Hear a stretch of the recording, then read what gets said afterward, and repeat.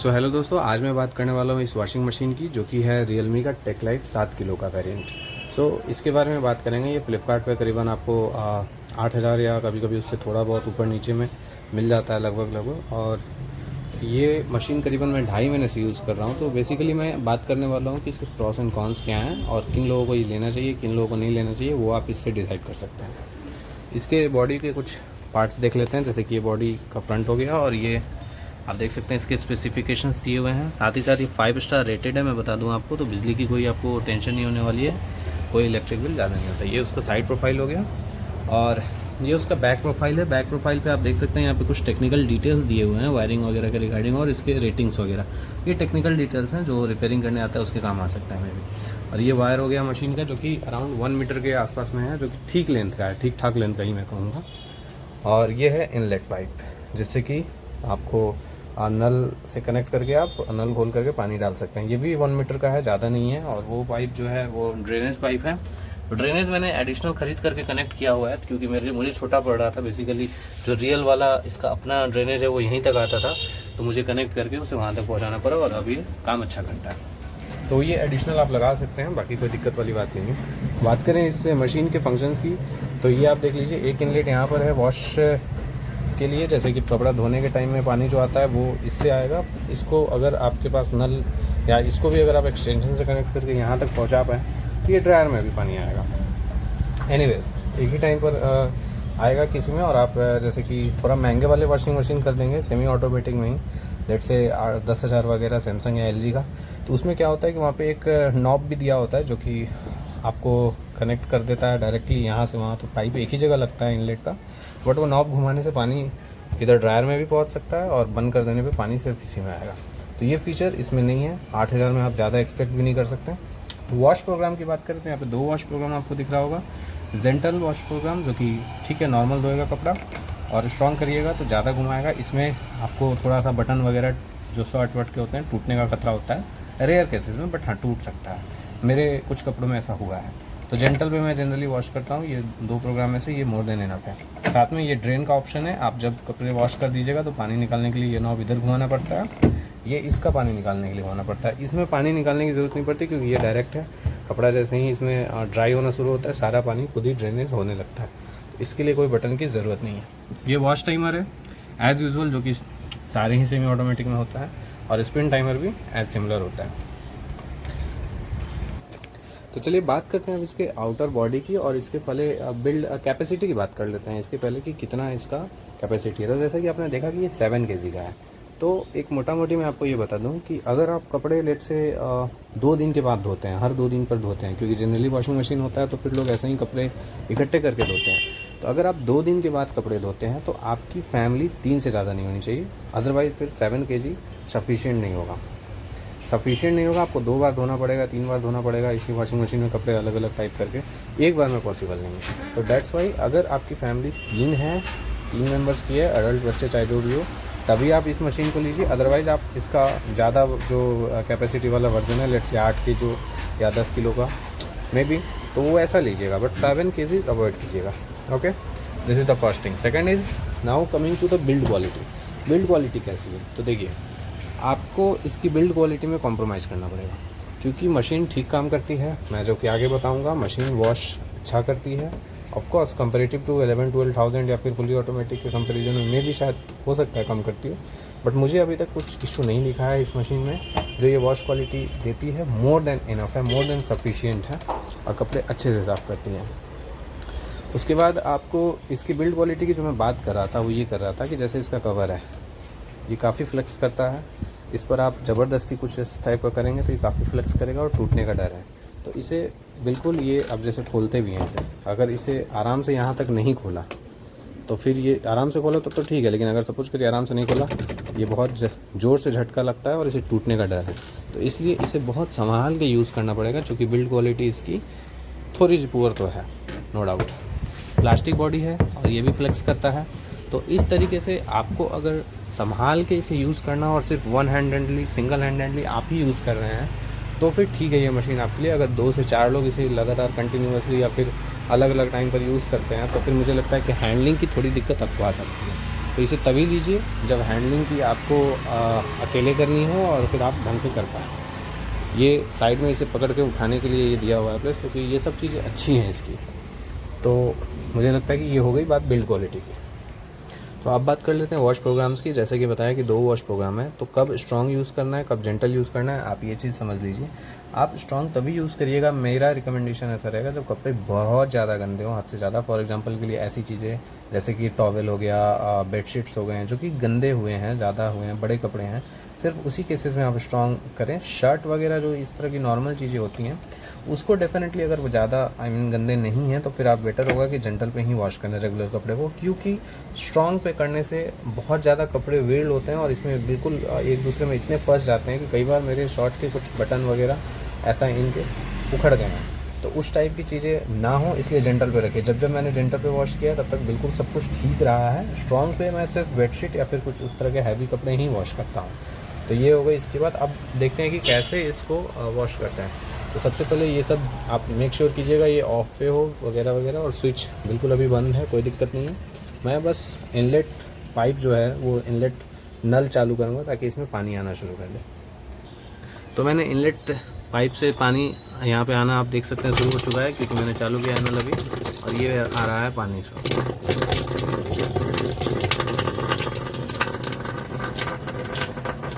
तो इस तरीके से देखिए पानी बढ़ता चला जाएगा इसमें, और ये पानी जो है इनलेट का वो आ रहा है, आप देख सकते हैं काफ़ी अच्छा फ्लो में आ रहा है। कोई वैसा बात नहीं है कि इसमें प्रेशर कम पड़ रहा है या फिर नो, मोर देन इनफ है, ये पानी भर जाएगा। पानी भरते टाइम आप बस एक ये मार्क का याद रखिएगा, ये आप देख सकते हैं ये हाई वाला मार्क यहाँ पर किया गया है, यहाँ मीडियम वाला मार्क किया गया है, और यहाँ उससे नीचे लोअर का मार्क किया गया है, जो कि शायद आपको दिख नहीं रहा होगा, बट मैं आपको कोशिश करूँगा दिखाने की। यहाँ पे लो और यहाँ पे एम लिखा हुआ आपको मिलेगा। तो इस तरीके से आप मेक श्योर करें कि आप अंदाज लगा लें कपड़े का कि कितना आपको कपड़ा धोना है, और पानी हमेशा मेक श्योर करें कि मीडियम से और हाई के बीच में रहे। तो मुझे लगता है कि मोटर पे कम लोड पड़ेगा और मोटर ठीक से काम करेगा, और हमेशा आपकी मशीन जो है हेल्दी रहेगी। तो ये चीज़ मेक श्योर कीजिए। आप ध्यान रख सकते हैं कि इतना पानी हो तो ठीक है, इतने से ज़्यादा ना हो, बिकॉज कपड़े भी डालने हैं, सबका लोड बढ़ेगा, तो ये यहाँ तक ना जाए तो बेहतर है। और इस तरीके से आप इसमें कपड़े वॉश कर सकते हैं। तो मैं एक बार ही जब ये पानी थोड़ा सा भर जाता है तो फिर मैं इसमें सर्फ मिक्स करूँगा, और फिर डिटर्जेंट मिक्स करने के बाद आपको कपड़े डाल के भी दिखाऊँगा। डिटर्जेंट मिक्स करने के लिए भी सिंपल है, या तो आप डिटर्जेंट डायरेक्टली इसमें डाल दीजिए इस तरीके से, और फिर उसके बाद से आप चाहें तो हाथ लगा करके इसको मिक्स कर सकते हैं, जैसे कि यूजुअली हम बकेट में करते हैं। अदरवाइज़ फिर दूसरा एक मेथड ये है, जो कि इसी का इस्तेमाल हम कर सकते हैं। स्विच ऑन करके हम लेट से ये टाइमर 5 मिनट के लिए घुमा सकते हैं, ताकि 5 मिनट तक ये घूम करके मशीन जो है अपने आप मिक्स कर दे। तो जब ये घूमने की मिक्स करने की बारी आएगी तो वो खुद से मिक्स कर लेगा इसे।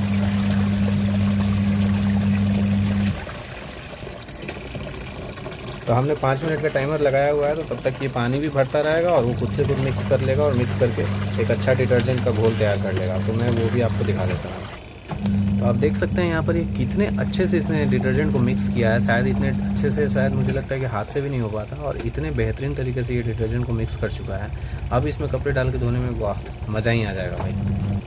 तो कपड़े डालते टाइम भी आप ध्यान रखें कि प्लीज़ आप एक साथ कपड़े सारे ना डालें, आप एकदम जेंटली धीरे धीरे करके एक एक कपड़े को डाल सकते हैं इस तरीके से, और मशीन चलता भी रहे तो भी आप कपड़े डालें, कोई इशू नहीं है। सेमी ऑटोमेटिक का मुझे लगता है कि यही एक फ़ायदा है, और जैसे कि पानी भी कम लगता है, आप जितना चाहें उतनी पानी इस्तेमाल करें, आपके जो कपड़े हैं जितने काम लायक हैं उसी के हिसाब से आप, मतलब आपका बेसिकली कंट्रोल रहता है मशीन पर। मुझे इस वजह से सेमी ऑटोमेटिक मशीन बहुत अच्छी लगती है। तो यहाँ पे उसके बाद से 1400 आरपीएम की मोटर है इसकी ड्रायर, तो कपड़े बहुत ही अच्छे से सुखाती है, ट्रस्ट में। ये जैसे कि मुझे जितने भी कपड़े धोने थे मैंने डाल दिए हैं, और वो अब अपना वॉश करता रहेगा। आप मेक श्योर करिएगा कि पानी जो है वो बंद कर दीजिए जब एक सर्टेन लेवल पे हो जाए। मुझे जितने कपड़े धोने थे वो मीडियम से कम के पानी में भी धुल जाएगा, तो मुझे लगता है कि मैंने इसलिए बंद कर दिया उसे।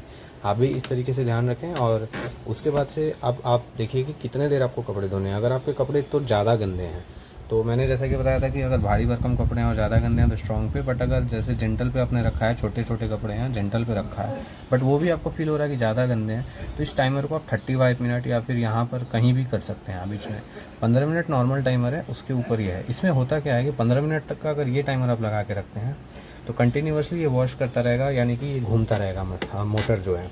लेकिन सपोज़ कीजिए कि आप इसको घुमा करके यहाँ ला करके रख देते हैं या फिर इस रेंज में कहीं भी रख देते हैं, तो ये क्या होता है, शॉक होता है, यानी कि थोड़ी देर के लिए मोटर रुका रहेगा और आपके पानी में जो कपड़ा है वो डूबे रहने देगा इसी तरीके से, ताकि उसकी गंदगी थोड़ी सी और निकल जाए।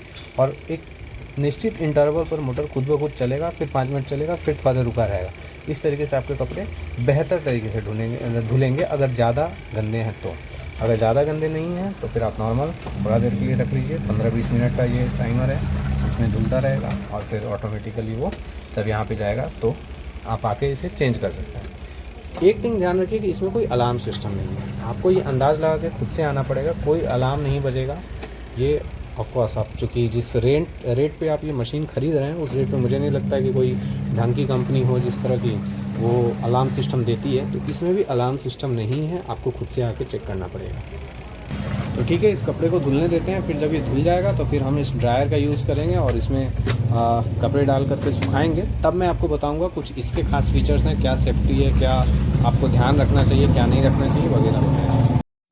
ओके, सो जैसा कि आप देख सकते हैं अभी कपड़ा धुल गया है। क्यों कपड़ा धुल गया? बिकॉज टाइमर स्टॉप हो चुका है यहाँ पर और इस तरीके से हमें पता चला कि कपड़ा धुल गया। टाइमर में स्टॉप होने का मतलब ये नहीं है कि कोई अलार्म बजा, जैसे कि मैंने बताया था। तो मैं खुद से अपने अंदाज से मैं आया हूँ और देख रहा हूँ कि हाँ कपड़ा धुल चुका है। तो अब मैं क्या करूँगा, अब मैं पानी को ड्रेन करूँगा सबसे पहले। क्योंकि जनरली 1 वॉश के बाद भी आप कर सकते हैं, बट मुझे लगता है कि इस 1 वॉश के बाद मैं पानी को यहाँ से ड्रेन करूँगा इस तरह घुमा करके। ये ड्रेन पे ये नॉब जो है ड्रेन पर होना चाहिए आपका, ये आप देख रहे हैं थोड़ा सा उभरा हुआ है, ये ड्रेन की तरफ होगा तो पानी धीरे धीरे निकलता चला जाएगा इस ड्रेन पाइप से उधर से। तो देख रहे हैं आप हल्का सा पानी उधर से निकल भी रहा होगा, जो कि वो मेरे पाइप की वजह से हो रहा है। तो एनीवेज, और इस तरीके से मैं दोबारा से पानी भरूंगा और दोबारा से इसे एक काइंड ऑफ खंगालना आप कह सकते हैं, मैं वो एक वॉश करता हूँ। सो 2 टाइम में वॉश करता हूँ, तब जा करके फिर मैं ड्राई करने के लिए डालता हूँ। तो एक बार फिर से वॉश हो जाने देते हैं इसे, फिर उसके बाद मैं आपको बताऊँगा कि ड्रायर कैसे यूज़ करते हैं। अच्छा, तो मैंने फिर से पानी चला दिया है ताकि ये खंगालने के लिए मैं इसे वापस से भर सकूं। लेकिन एक चीज़ का ध्यान रखिए कि पानी जब आप निकालते हैं, चूँकि वो सेमी ऑटोमेटिक है, तो आपको वापस से ये जेंटल पे करना होगा, या जिस भी प्रोग्राम को आप यूज़ करेंगे ड्रेन पे ही ना छूट जाए, याद रखिएगा। कई बार ऐसा होता है, जैसे कि इधर 2 महीने में हुआ है, मैं एक बारी पानी मैंने निकाल दिया और फिर जाके मैंने नल चालू कर दिया और फिर मैं भूल गया था इसको इधर करना, तो फिर पानी बढ़ेगा और निकलते रहेगा, फिर आपका वेस्टेज ऑफ वाटर होगा। तो सेमी ऑटोमेटिक की एक ही तकलीफ़ ये है कि अगर आप अटेंटिवली ध्यान नहीं दे रहे हैं तो आप इस तरह से नुकसान कर सकते हैं पानी का। तो आप देख सकते हैं साफ़ पानी भर चुका है इसमें। तो साफ़ पानी भरने के बाद मैं एक बार फिर से इसी वॉशिंग मशीन को लेट से 15 मिनट के लिए चला दूंगा, ताकि मेरा कपड़ा काइंड ऑफ एक अच्छे से खंगाला जा सकेगा, और उसके बाद मैं आकर के फिर इसे ड्राई करूँगा।